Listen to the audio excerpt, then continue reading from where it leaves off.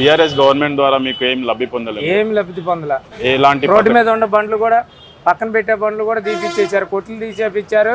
బండ్లు రోడ్డు మీద పెట్టుకుంటున్నా కూడా బతకనేట్లా.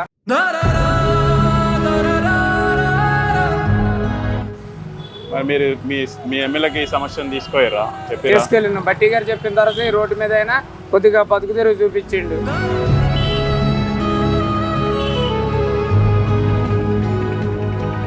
గవర్నమెంట్ లాంటి పథకాలు ఏం పథకాలు రాలా. పథకాలు అడగలేము. అసలు అడిగినాం మేము, గవర్నమెంట్ నుంచి ఏమీ రాలేదు. దళిత బంధు అన్నాడు, మోసపుచ్చిండు. బీసీల బంధు అన్నాడు, మోసపుచ్చిండు. గృహలక్ష్యం అన్నాడు, మోసపుచ్చిండు. ఇంకేమున్నాయి? నిరుద్యోగ అభివృద్ధి అండు. ఏడుందో నిరుద్యోగ అభివృద్ధి? నిరుద్యోగి లేదు. కొంతమంది పిల్లగాళ్ళు సరిపోతున్నారు కోచింగ్ తీసుకొని. ఎంత బాధగా ఉంది. నిన్న కాక మొన్న అమ్మాయి చనిపోతే లవ్ ఫెయిల్ అని చెప్పారు 24 గంటలు గడవక ముందే. కాంగ్రెస్ గవర్నమెంట్ వస్తే వీటన్నిటికీ పట్టం కట్టింది. 2 లక్షల పిల్లగాళ్ళకి ఉద్యోగాలు ఇచ్చింది.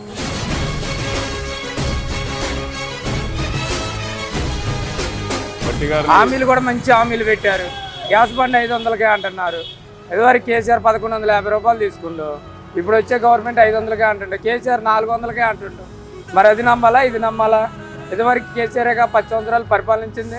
మరి ఇవాళ 400కే ఎందుకు ఎత్తున అంటుండో? ఆయన 100 రూపాయలు కూడా తగ్గిలేదు. మాది కాదు ఆ కేంద్రం గవర్నమెంట్ అన్నాడు. ఇవాళ ఎందుకని తగ్గిస్తున్నా అంటుండో? ఇదివరకు ఆడపిల్లగాలు లేరా? 2500 ఎత్తున అంటున్నారు కాంగ్రెస్ వాళ్ళు. ఇదివరకు కౌలు రైతులు లేరా? 12,000 ఎత్తున అంటుండో. ఇంకేడా? అన్నీ మోసపుచ్చడమే కదా కేసీఆర్.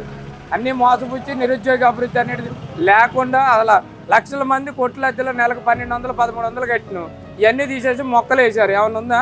రోడ్డు మీద తప్ప. రోడ్డు మీద బతికే వాళ్ళని కూడా బతకనేట్లేదు. ఇంకెట్టా కోటేస్తారు ఆయనకి? వాళ్ళ కోటు వేసే కాడికి మురగ పెట్టుకోవటనా? వాళ్ళకి వేసిన ఒకటే, బీజేపీకి పోయినా ఒకటే. కాంగ్రెస్ గవర్నమెంటే రావాలి, ఇక్కడ బట్టి గారు గెలవాలి.